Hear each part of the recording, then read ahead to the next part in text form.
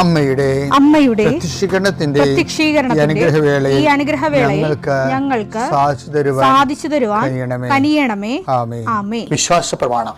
സർവശക്തനായ പിതാവും ആകാശത്തിന്റെയും ഭൂമിയുടെയും സൃഷ്ടാവുമായ ദൈവത്തിൽ ഞാൻ വിശ്വസിക്കുന്നു.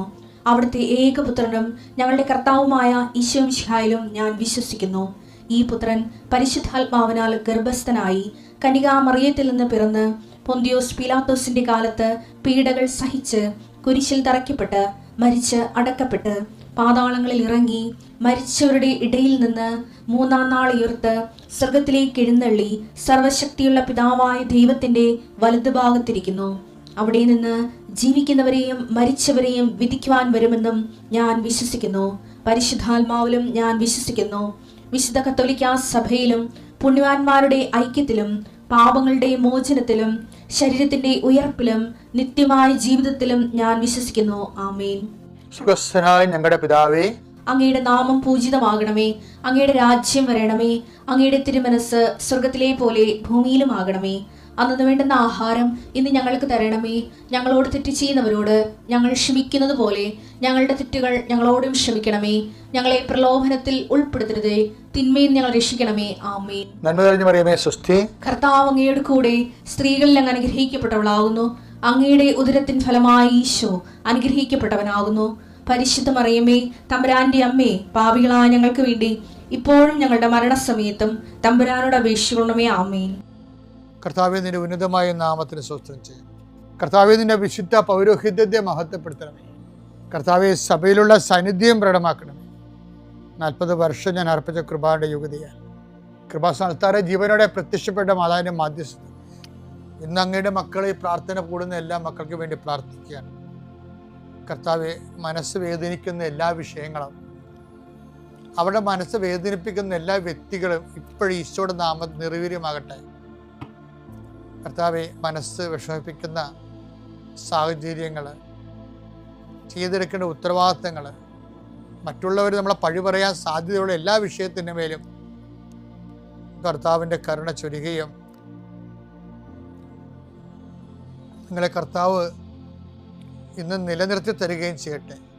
നിങ്ങൾ പോകുന്ന വഴികൾ, കണ്ടുമുട്ടുന്ന വ്യക്തികൾ, ചെയ്യുന്ന കാര്യങ്ങൾ, യാത്ര ചെയ്യുന്ന വാഹനങ്ങൾ, ഒപ്പിടുന്ന പേപ്പറുകൾ, കൈമാറുന്ന രേഖകൾ, കഴിക്കുന്ന മരുന്ന് എല്ലാം മാതാവിൻ്റെ മധ്യസ്ഥത്തിലെ യേശുനാമത്തിൽ അനുഗ്രഹിക്കപ്പെടുകയും നീ ദൈവത്തെ അനുഭവിക്കാൻ ഇന്ന് നിന്നെ സഹായിക്കുകയും ചെയ്യട്ടെ. നിത്യം പിതാവും പുത്രനും പരിശുദ്ധാത്മാവിനെ നീക്കുവാണ്. അമ്മയുടെ പ്രതിഷ്ഠാനത്തിന് സാക്ഷിയായി വീണ്ടും ഈ അൾത്താരയിൽ നിൽക്കാൻ കഴിഞ്ഞതിന് അമ്മ മാതാവിന് 1000 നന്ദി പറയുന്നു. എൻ്റെ പേര് സെലിൻ. ഞാൻ പത്തനംതിട്ട ജില്ല റാന്നിയിലാണ് എൻ്റെ വീട്. ഞാനിപ്പോൾ ജർമ്മനിയിൽ നിന്നാണ് വരുന്നത്. എനിക്ക് ഫസ്റ്റ് ജർമ്മനിയിൽ പോകാൻ വിസ കിട്ടിയതും അതിൻ്റെ കാര്യങ്ങളൊക്കെ ഞാൻ ഇവിടെ ആൾത്താരയിൽ ഞാൻ സാക്ഷ്യപ്പെടുത്തിയതാണ്. ഇപ്പം ഞാൻ കഴിഞ്ഞ വർഷം ജനുവരി 25-ാം തീയതി ആണ് ഞാൻ ഫസ്റ്റ് ജർമ്മനിയിൽ പോകുന്നത്. ജോബ് സീക്കർ വിസയിലാണ് ഞാൻ ജർമ്മനിയിൽ പോകുന്നത്. അവിടെ എത്തിക്കഴിഞ്ഞ് ജോലി കിട്ടാൻ കുറേ സ്ട്രഗിൾ ചെയ്തായിരുന്നു. അന്ന് ഞാൻ ഓൺലൈൻ ഉടമ്പടി എടുത്തിട്ടില്ല. ഇതിപ്പോൾ ഓൺലൈൻ ഉടമ്പടിയിൽ അമ്മ എനിക്ക് തന്ന അനുഗ്രഹത്തെപ്പറ്റിയാണ് ഞാനിവിടെ സാക്ഷ്യപ്പെടുത്തുന്നത്. ഞാൻ ഫസ്റ്റ് ഓൺലൈൻ ഉടമ്പടി എടുക്കുന്നത് ഫെബ്രുവരി 2025 ഫെബ്രുവരി 6-ാം തീയതിയാണ് ഓൺലൈൻ ഉടമ്പടി എടുക്കുന്നത്. ഞാൻ ഓൺലൈൻ ഉടമ്പടി എടുക്കുന്നതിന് മുമ്പാണെങ്കിൽ ഞാൻ ഉടമ്പടി പ്രാർത്ഥന രാവിലത്തെ പ്രാർത്ഥനയാണെങ്കിലും വൈകുന്നേരത്തെ പ്രാർത്ഥനയാണെങ്കിലും ഞാൻ ചെയ്യുന്നുണ്ട്. കാരണം എൻ്റെ അമ്മ ഉടമ്പടി എടുത്തിട്ടുണ്ടായിരുന്നു. അപ്പോൾ ആ കാര്യങ്ങളൊക്കെ എനിക്ക് പറഞ്ഞു തന്നിട്ടുണ്ട്. അപ്പോൾ ഞാൻ ആ ഉടമ്പടി ജീവിത രീതിയിൽ തന്നെയായിരുന്നു തുടർന്ന് പോയിക്കൊണ്ടിരുന്നത്. എന്നിട്ട് ഞാൻ ഓൺലൈൻ ഉടമ്പടി എടുത്തു. എന്നിട്ട് എൻ്റെ നിയോഗങ്ങളെല്ലാം സമർപ്പിച്ചു. ഞാൻ കണ്ടിന്യൂസ് ആയിട്ട് പ്രാർത്ഥിച്ചുകൊണ്ടൊക്കെയിരുന്നു. എന്നിട്ട് എനിക്ക് ഇൻ്റർവ്യൂസിൻ്റെ കാര്യം ഒന്നും പ്രോഗ്രസ് ഒന്നും ഉണ്ടായിരുന്നില്ല. എന്നിട്ട് ജർമ്മനിയിലെ കാര്യം അറിയാലോ, അവിടെ ലാംഗ്വേജ് ഉണ്ടെങ്കിൽ മാത്രമേ നമുക്ക് പിടിച്ചിരിക്കാൻ പറ്റുള്ളൂ. അപ്പോൾ അതിൻ്റെ കൂടെ തന്നെ ഞാൻ ലാംഗ്വേജ് പഠിക്കാൻ കോഴ്സിന് ചേർന്നു. എന്നിട്ട് ഞാനിങ്ങനെ അമ്മയോട് ഇങ്ങനെ പ്രാർത്ഥിച്ചുകൊണ്ടിപ്പോൾ ഞാൻ പറഞ്ഞു, ഇങ്ങനെ മാർച്ച് 25-ാം തീയതി അമ്മയുടെ വചനപ്പെരുന്നാളാണ്. അമ്മ എനിക്ക് എന്തെങ്കിലും ഒരു ഇൻ്റർവ്യൂ തരണമെന്നിങ്ങനെ മനസ്സിൽ ഞാനിങ്ങനെ ആഗ്രഹിച്ചായിരുന്നു. അങ്ങനെയാണ് എനിക്ക് ഫസ്റ്റ് മാർച്ച് 25-ന് എനിക്ക് ഫസ്റ്റ് ഒരു ഇൻ്റർവ്യൂ എനിക്ക് കിട്ടി. പക്ഷേ ആ ഇൻ്റർവ്യൂ അറ്റൻഡ് ചെയ്തു. ഞാൻ ഇൻ്റർവ്യൂ അറ്റൻഡ് ചെയ്ത് ഉടമ്പടി നേർച്ച വസ്തുക്കളായ ഉടമ്പടി ഉപ്പും അതുപോലെ തന്നെ ഉടമ്പടി തേനുകൾ ഉപയോഗിച്ചാണ് ഞാൻ ഇൻ്റർവ്യൂ ഞാൻ അറ്റൻഡ് ചെയ്തത്. പക്ഷേ എനിക്ക് ഇൻ്റർവ്യൂ പാസ്സായി കഴിഞ്ഞില്ല. പക്ഷേ ഞാൻ നിരാശപ്പെട്ടില്ല. കാരണം എന്നെ ഇവിടെ വരെ എത്തിച്ച അമ്മയാണെങ്കിൽ എനിക്ക് എൻ്റെ മുന്നോട്ടുള്ള കാര്യങ്ങളിൽ അമ്മ എനിക്ക് നടത്തി തരുമെന്ന് എനിക്ക് പൂർണ്ണ വിശ്വാസം ഉണ്ടായിരുന്നു. അങ്ങനെ ഓരോ ആപ്ലിക്കേഷനൊക്കെ അയച്ചുകൊണ്ടിരുന്നുവെങ്കിലും കൂടെ തന്നെ അയച്ചുകൊണ്ടിരുന്നു. അതുപോലെ തന്നെ ലാംഗ്വേജും പഠിച്ചുകൊണ്ടിരുന്നു. ഒരു 6 months കഴിഞ്ഞിട്ട് എനിക്കൊരു ജോലിയുടെ ഇതിലൊന്നും ഒരു പുരോഗതി ഒന്നും ഉണ്ടായിട്ടില്ല. എനിക്ക് 1 year വിസയിലാണ് ഞാൻ പോയത്. 1 year ഒരു 6 months കഴിഞ്ഞു. പിന്നെ ടെൻഷനാണ്. നാട്ടിൽ നിന്നൊക്കെ ആരെങ്കിലുമൊക്കെ വിളിക്കുമ്പോൾ ചോദിക്കും, ജോലിയൊന്നും ആയില്ലേ എന്നൊക്കെ ചോദിക്കും. നമുക്ക് ചെറിയ സങ്കടമുണ്ട്. പക്ഷേ അവിടെ ഞാൻ ജീവിച്ചത് ഞാൻ എൻ്റെ ഈശോയുടെയും അമ്മയുടെയും ആ ഓൺലൈൻ ഉടമ്പടി എടുത്ത ആ ഒരു ധൈര്യത്തിൽ മാത്രമാണ് ഞാൻ അവിടെ പിടിച്ചു നിന്നത്. എന്നിട്ട് ഞാൻ ഇങ്ങനെ പ്രാർത്ഥനയിൽ ഒരു മുടക്കവും വന്നിട്ടില്ല. ഉടമ്പടി കണ്ടിന്യൂസ് ആയിട്ട് ഞാൻ ചെയ്തു പോയിക്കൊണ്ടിരുന്നു. ഓരോ 3 months കൂടുമ്പോഴും ഞാൻ ഇവിടുന്ന് അമ്മയുടെ ഒരു ഫോട്ടോ വാങ്ങിച്ചുകൊണ്ട് പോയിട്ടുണ്ട്. അപ്പോൾ ഞാൻ അതിൽ ഞാനിങ്ങനെ ഓരോ 3 months കഴിയുമ്പോഴും ഞാനായിട്ട് നിയോഗങ്ങൾ എഴുതി വെച്ചിട്ട് ഞാൻ അമ്മയുടെ തിരുസന്നിധി വെച്ച് ഞാൻ പ്രാർത്ഥിക്കുമായിരുന്നു. അങ്ങനെ എൻ്റെ ഉടമ്പടി ഞാനിങ്ങനെ ഓരോന്നിങ്ങനെ ഉടമ്പടി ഓൺലൈനായിട്ട് ഇങ്ങനെ പുതുക്കി കണ്ടിന്യൂ ചെയ്ത് പോകുമായിരുന്നു. എന്നിട്ട് ഞാനിങ്ങനെ എൻ്റെ ഇതിലൊന്നും പ്രോസസ്സിങ്ങിലൊന്നും ബെറ്ററായിട്ടൊന്നും എനിക്കൊന്നും വന്നൊന്നുമില്ല. ആ ഒരു സ്റ്റേജ് കഴിഞ്ഞപ്പോൾ ഞാൻ ഓർത്തെന്നാൽ ഓക്കെ ഹൗസ് ബിൽഡിംഗ് ചെയ്യാം, അങ്ങനെയാണെങ്കിൽ എനിക്ക് അവിടെ പിടിച്ച് നിൽക്കാൻ പറ്റുള്ളൂ, എങ്ങനെയെങ്കിലും പിടിച്ച് നിൽക്കാൻ പറ്റുമല്ലോ എന്ന് ഓർത്തു. അങ്ങനെ ഞാൻ ലാംഗ്വേജ് പോകുന്നുണ്ട്. ലാംഗ്വേജ് ഇല്ലാണ്ട് നമുക്കൊരു ഹൗസ് ബിൽഡിംഗ് അവിടെ ചെയ്യാനും പറ്റില്ല. അങ്ങനെ ഞാൻ ഇവിടെ നാട്ടിൽ നിന്ന് കയറി പോകുമ്പോൾ ഞാൻ ഒരിക്കലും എക്സാം എഴുതണമെന്നൊന്നും വിചാരിച്ചിട്ടുണ്ടായിരുന്നില്ല. ജസ്റ്റ് അവിടെ ഒന്ന് കമ്മ്യൂണിക്കേറ്റ് ചെയ്യാനുള്ള ലാംഗ്വേജ് അവിടെ ആൾക്കാരുമായിട്ടൊന്ന് സംസാരിക്കണമെന്ന് മാത്രമേ ഞാൻ ആഗ്രഹിച്ചിട്ടുണ്ടായിരുന്നുള്ളൂ. പക്ഷേ അമ്മയുടെ പ്ലാൻ വേറെയായിരുന്നു. ഞാൻ അവിടെ ചെന്ന് B1 എക്സാം എഴുതി, B1 TELC എക്സാം എഴുതി. അമ്മയുടെ ഈശോയുടെ അനുഗ്രഹം കൊണ്ട് എനിക്കൊരു കോൺഫിഡൻസ് ഇല്ലായിരുന്നു. ഞാൻ ആ ഒരു എക്സാം പാസ്സാവുമെന്നൊന്നും എനിക്കൊരു കോൺഫിഡൻസ് ഇല്ലായിരുന്നു. ഞാൻ എന്തായാലും ഓക്കെ അറ്റൻഡ് ചെയ്ത് നോക്കാം, എങ്ങനെയായിരിക്കും എക്സാം എന്നൊന്ന് അറ്റൻഡ് ചെയ്ത് നോക്കാം. അങ്ങനെ ഞാൻ എക്സാം എഴുതി. അമ്മയുടെ ഈശോയുടെ അനുഗ്രഹം കൊണ്ട് മാത്രമാണ് ഫസ്റ്റ് അറ്റംപ്റ്റിൽ തന്നെ ഞാൻ B1 TELC എക്സാം പാസ്സായി. അത് ഞാൻ ആഗ്രഹിച്ചതിനേക്കാളും കൂടുതൽ നല്ലൊരു മാർഗ്ഗമാണ് എനിക്ക് അമ്മ തന്നത്. അതെനിക്കിപ്പോഴും വിശ്വസിക്കാൻ പറ്റുന്നില്ല. എങ്ങനെയാണ് എനിക്ക് ആ ഒരു മാർഗ്ഗ് കിട്ടിയെന്ന് എനിക്കറിയില്ല. അതിന് ഞാൻ എൻ്റെ അമ്മയോട് 1000 നന്ദി ഞാൻ പറയുന്നു. അത് കഴിഞ്ഞിട്ടാണ് ഞാനിങ്ങനെ ഹൗസ് ബിൽഡിങ്ങിൻ്റെ പ്രോസസ്സിങ്ങിനൊക്കെ സ്റ്റാർട്ട് ചെയ്തപ്പോഴും എനിക്കൊരു എംപ്ലോയറിനെ കിട്ടണം. അതുപോലെ തന്നെ എനിക്കൊരു സ്കൂളൊക്കെ വേണമായിരുന്നു. എന്നിട്ടും പ്രാർത്ഥനയിൽ ഒരു മുടക്കവും വന്നിട്ടില്ല. പ്രാർത്ഥന കണ്ടിന്യൂ ചെയ്ത് പോകുന്നുണ്ടായിരുന്നു. ഞാനിങ്ങനെ ഒരു സാക്ഷ്യത്തിൽ കേട്ടിട്ടുണ്ട്, ഇങ്ങനെ നമുക്കൊന്നും കിട്ടിയില്ലെങ്കിലും നമ്മൾ എന്ത് കിട്ടിയാലും നമ്മളത് ഈശോയെ മഹത്വപ്പെടുത്തണമെന്ന്. അപ്പോൾ ഞാൻ അവിടെ അടുത്തൊരു പള്ളിയുണ്ട്. എനിക്കിപ്പോൾ ഒരു ഇൻ്റർവ്യൂവിന് കിട്ടിയില്ലെങ്കിലും ഞാൻ അവിടെ പോയി അമ്മയുടെ അടുത്ത് പോയി ഇന്ന് പ്രാർത്ഥിക്കും, താങ്ക് യു ഒക്കെ പറയും. എനിക്ക് കിട്ടിയില്ലെങ്കിൽ എനിക്കൊരു സങ്കടമൊന്നുമില്ല, എനിക്ക് നെക്സ്റ്റ് അറ്റംപ്റ്റിൽ എനിക്ക് തന്നാൽ മതി എന്നുള്ള രീതിയിൽ ഞാൻ എപ്പോഴും പ്രാർത്ഥിക്കും. അങ്ങനെ കണ്ടിന്യൂ ചെയ്തു പോകുന്നു. എന്നിട്ട് എൻ്റെ വിസയും തീരാറാവുന്നു. ജസ്റ്റ് ഒരു 3 or 4 months കൂടെ ഉള്ളൂ. അപ്പോൾ അതിന് മുന്നേ എനിക്കൊരു വാലിഡായിട്ടുള്ളൊരു കോൺട്രാക്റ്റും വേണം. എന്നാൽ മാത്രമേ എനിക്ക് ജർമ്മനി കണ്ടിന്യൂ ചെയ്ത് നിൽക്കാൻ പറ്റത്തുള്ളൂ. ഒന്നും ഇല്ലാണ്ട് തിരിച്ച് വരുന്ന കാര്യം ഓർക്കുമ്പോൾ എനിക്ക് ഭയങ്കര സങ്കടം. കാരണം ഞാൻ അമ്മയോട് ഇവിടെ പറഞ്ഞിട്ടാണ് പോയത്, ഞാൻ ഇവിടെ വരുമ്പോൾ ഞാൻ സാക്ഷ്യപ്പെടുത്തുമെന്ന്. എന്നിട്ട് ഞാൻ ഓക്കെ ഈ വിസയുടെ ഇതിന് എക്സ്റ്റെൻഡ് ചെയ്യാനുള്ള പ്രോസസ്സിങ് സ്റ്റാർട്ട് ചെയ്തു. അങ്ങനെ ഇമിഗ്രേഷൻ ഓഫീസിൽ പോയി. ഫസ്റ്റ് അവരെ ഒരു അപ്പോയിൻമെൻ്റ് ഒക്കെ കിട്ടുകയെന്ന് പറഞ്ഞാൽ ഭയങ്കര ഡിലേ ആണ്. നമുക്ക് ഒരു 1 month കഴിഞ്ഞ് നമ്മളൊരു ആപ്ലിക്കേഷൻ അയച്ചു കഴിഞ്ഞാൽ 1 month കഴിഞ്ഞൊക്കെ നമുക്കൊരു അവരുടെ ഇത് കിട്ടത്തുള്ളൂ. അങ്ങനെ അവരുടെ ഇതിന് എനിക്കൊരു അപ്പോയിൻമെൻറ്റ് കിട്ടി. ഞാൻ പോയി. ഡിസംബർ മാസമായിരുന്നു എനിക്ക് അതിൻ്റെ ഡേറ്റ് വന്നത്. അങ്ങനെ അവർ അപ്പോയിൻമെൻറ്റ് കിട്ടി. ഹൗസ് ബിൽഡിങ്ങിന് ചെയ്യാൻ വേണ്ടിയാണെന്ന് പറഞ്ഞ് ഞാൻ എൻ്റെ പ്രോസസ്സിങ് സ്റ്റാർട്ട് ചെയ്തു. അവർ പറഞ്ഞു വെയിറ്റ് ചെയ്യുക, അവരുടെ റിപ്ലൈക്ക് വേണ്ടി വെയിറ്റ് ചെയ്യുക, അവരിനി എന്താ തീരുമാനം, എൻ്റെ വിസ എനിക്ക് കൺവേർട്ട് ചെയ്യാൻ പറ്റുമോ ഇല്ലെന്നൊന്നും എനിക്കറിയത്തില്ല. അപ്പം ഞാൻ ആ സമയത്ത് തന്നെ എനിക്കൊരു എംപ്ലോയറിനെ കിട്ടി. ജർമ്മനിയിൽ നിൽക്കാൻ എൻ്റെ വിസ തീരാറാകുമ്പോൾ ജനുവരി ആകുമ്പോൾ എൻ്റെ വിസ തീരും. അവരുടെ അതായത് ഇമിഗ്രേഷൻ ഓഫീസിൻ്റെ ഒരു റെസ്പോണ്ട് വരുന്നത് വരെ നമുക്ക് ജർമ്മനി കണ്ടിന്യൂ ചെയ്യാം. കാരണം അവരുടെ ഒരു ഇമെയിൽ ഉണ്ട്, നമുക്കവിടെ വാലിഡായിട്ട് നമുക്കവിടെ കണ്ടിന്യൂ ചെയ്യാൻ പറ്റും. അപ്പോൾ ഞാൻ ഇവരുടെ ഇതിനു വേണ്ടി വെയിറ്റ് ചെയ്യണം. അതായത് ഇമിഗ്രേഷൻ ഓഫീസിൻ്റെ റിപ്ലൈ വരാൻ വേണ്ടി ഞാൻ വെയിറ്റ് ചെയ്യുവാണ്. അങ്ങനെ ഇരിക്കുമ്പോഴാണ് ഈ ക്രിസ്മസിൻ്റെ ടൈമാണ്. അപ്പോൾ അവിടെ നിന്ന് പറഞ്ഞാൽ ക്രിസ്മസിന് ഭയങ്കര ഇമ്പോർട്ടൻ്റ് ആണ്. അവരെല്ലാവരും വെക്കേഷന് പോവാണ്. എനിക്കാണെങ്കിൽ ഭയങ്കര ടെൻഷനും ഉണ്ട്. കാരണം എനിക്ക് ജനുവരി 15 ആകുമ്പോൾ എൻ്റെ വിസ തീരുകയും ചെയ്യും. അങ്ങനെ ഇന്നപ്പോഴാണ് എനിക്ക് ഒരു എംപ്ലോയറിനെ കിട്ടി. ഇനി സ്കൂളിലെ ഇൻ്റർവ്യൂ ഉണ്ട്, അത് ജനുവരി 6 ഇൻ്റർവ്യൂ.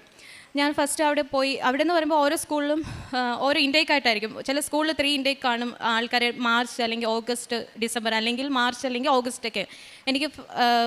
ഞാൻ ഫസ്റ്റ് ഒരു സ്കൂളിൽ ഇൻ്റർവ്യൂ പോയി, അത് ഓക്കെ ആയിരുന്നു. പക്ഷേ എൻ്റെ എംപ്ലോയർ എനിക്ക് കിട്ടിയില്ല.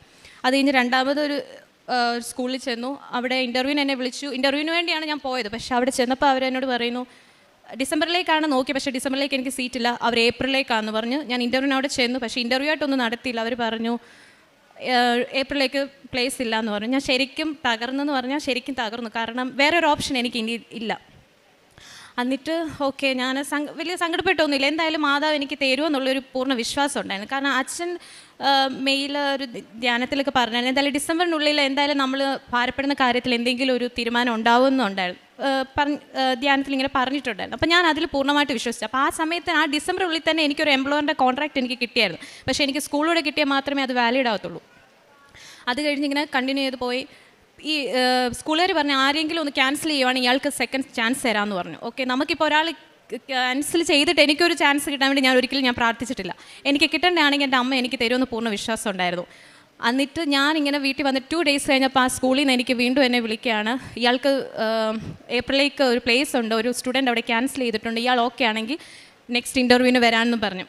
അങ്ങനെ ഞാൻ നെക്സ്റ്റ് ഇൻ്റർവ്യൂവിന് വേണ്ടി, അത് ഫെബ്രുവരിയിലാണ് എനിക്ക് ഡേറ്റ് കിട്ടിയത്. എന്നിട്ട് ഞാൻ അമ്മയോട് പ്രാർത്ഥിച്ചു.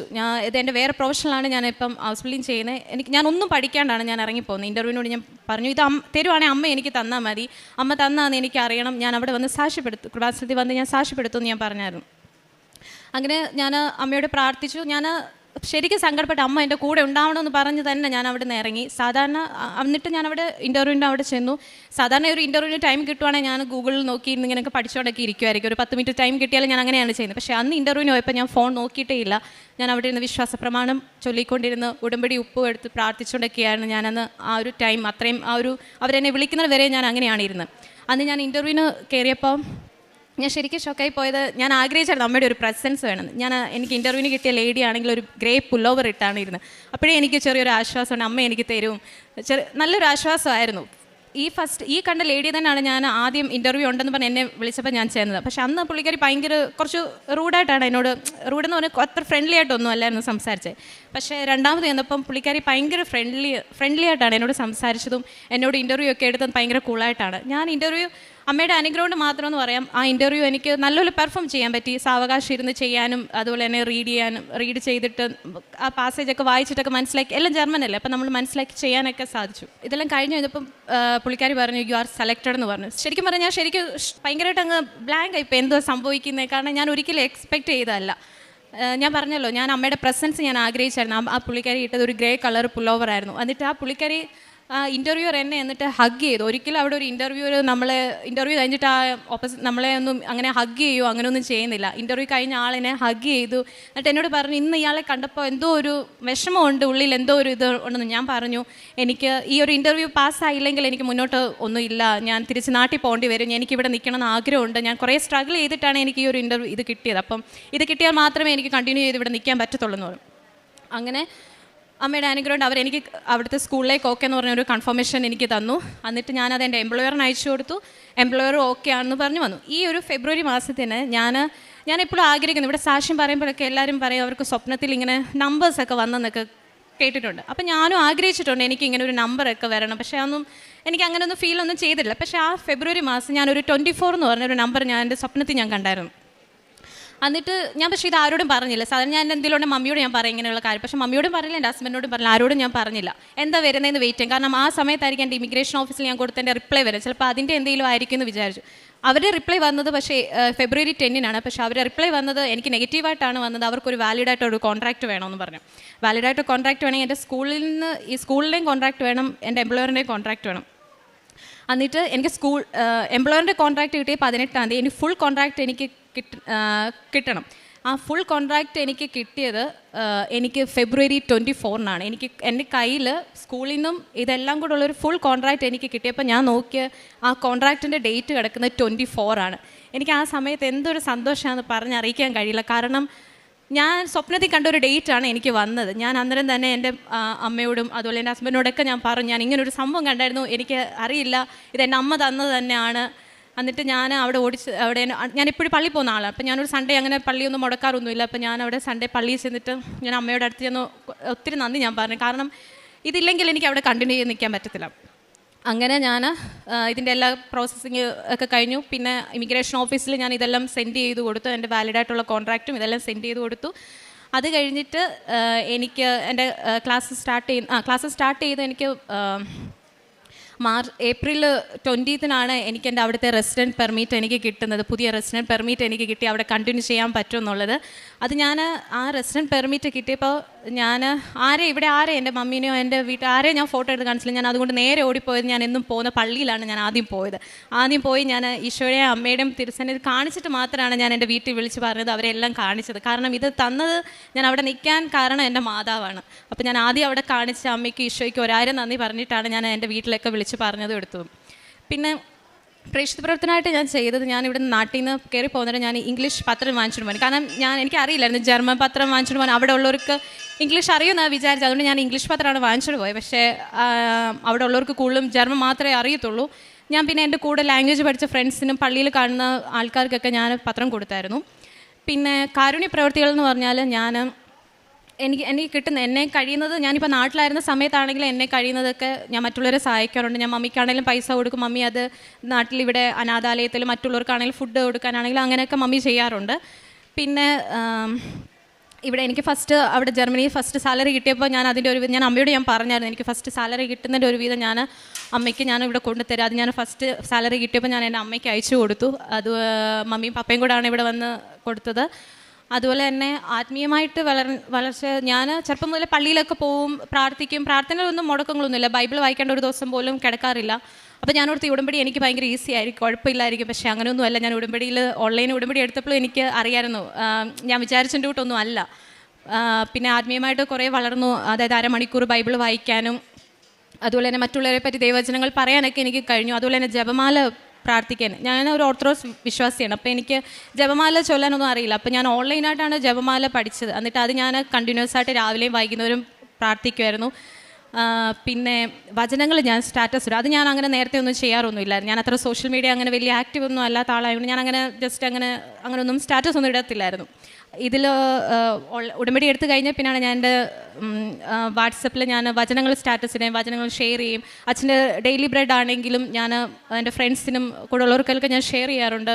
അതുപോലെ തന്നെ ഉടമ്പടി ഞാൻ ഒരിക്കലും മുടക്കാറില്ല. ഇൻ കേസ് ഇപ്പം ക്ലാസ്സൊക്കെ സ്റ്റാർട്ട് ചെയ്യുമ്പോൾ എനിക്ക് ടൈം കിട്ടിയില്ലെങ്കിൽ ആ ട്യൂസ്ഡേ തന്നെ കേൾക്കാൻ പറ്റിയില്ലെങ്കിൽ ഞാൻ ആ ഒരു വീക്കിനുള്ളിൽ ഞാൻ കംപ്ലീറ്റ് ചെയ്യും. അങ്ങനെയൊക്കെയാണ് എൻ്റെ ഉടമ്പടി ജീവിതം കണ്ടിന്യൂ ചെയ്ത് പോകുന്നത്. ഞാൻ വീണ്ടും ആഗ്രഹിക്കുകയാണ് അമ്മയുടെ പ്രത്യക്ഷണത്തിൻ്റെ സ്ഥിരം സാക്ഷിയായി മുന്നോട്ട് ജീവിക്കാൻ അമ്മ എന്നെ സഹായിക്കണമെന്ന് ഞാൻ പ്രാർത്ഥിക്കുന്നു. അവിടുന്ന് അവനെ എന്നേക്കും അനുഗ്രഹപൂർണ്ണനാക്കി അങ്ങയുടെ സാന്നിധ്യത്തിൻ്റെ സന്തോഷം കൊണ്ട് അവനെ ആനന്ദിപ്പിച്ചു. സങ്കീർത്തനം 21:6 ഈ മകള് തകരാതെ ഉടമ്പടിയിൽ, അതും ഓൺലൈൻ ഉടമ്പടി വളരെ വിശ്വസ്തതാപൂർവ്വം ഓരോ പ്രാവശ്യം 3 മാസം തികയുമ്പോൾ തന്നെ അടുത്ത നിയോഗം എഴുതി വിശ്വാസത്തോടെ പ്രാർത്ഥിച്ച് ഓൺലൈൻ ഉടമ്പടിയിൽ അമ്മയുമായി ഈശോയോട് ചേർന്ന് നിന്ന് ഉടമ്പടി ജീവിതം നയിക്കുകയാണ്. കാരുണ്യ പ്രവർത്തികളായിട്ടും അവിടെ അധികം ചെയ്യാൻ പറ്റില്ലെങ്കിലും ഇവിടെ നാട്ടിലേക്ക് കാരുണ്യ പ്രവർത്തികൾക്കായിട്ട് സാമ്പത്തികമായിട്ട് സഹായിക്കുകയും ആത്മീയ ജീവിതത്തിൽ ബൈബിൾ വായിച്ച് ജപമാല ചൊല്ലുകയും എല്ലാ രീതിയിലുള്ള ഉടമ്പടി നിബന്ധനകൾ പാലിച്ച് നല്ലൊരു ഓൺലൈൻ ഉടമ്പടി നിലനിൽക്കുന്ന ഒരു മകളാണ് ഈ മകൾ. അതുകൊണ്ട് തന്നെയാണ് ഈശോയും അമ്മയും ഈ മകളെ കൈവിടാതെ അവിടുന്ന് അവനെ എന്നേക്കും അനുഗ്രഹപൂർണ്ണനാക്കി അങ്ങയുടെ സാന്നിധ്യത്തിൻ്റെ സന്തോഷം കൊണ്ട് അവനെ ആനന്ദിപ്പിച്ചു എന്ന വചനം ഈ മകളുടെ ജീവിതത്തിലും പൂർണ്ണമാകുന്നത്. നമ്മുടെ ജീവിതത്തിലും ഉടമ്പടിയിൽ കൂടി ദൈവസാന്നിധ്യത്തിൽ ജീവിക്കാനുള്ള നിത്യമായ അനുഗ്രഹവും സത്യമായ സന്തോഷവും ലഭിക്കട്ടെ എന്ന് പ്രാർത്ഥിക്കാം. സെലിനും കുടുംബത്തിനും ലഭിച്ച എല്ലാ അനുഗ്രഹങ്ങൾക്കും നമ്മൾക്ക് കരങ്ങളടിച്ച് ദൈവത്തെ മഹത്വപ്പെടുത്താം.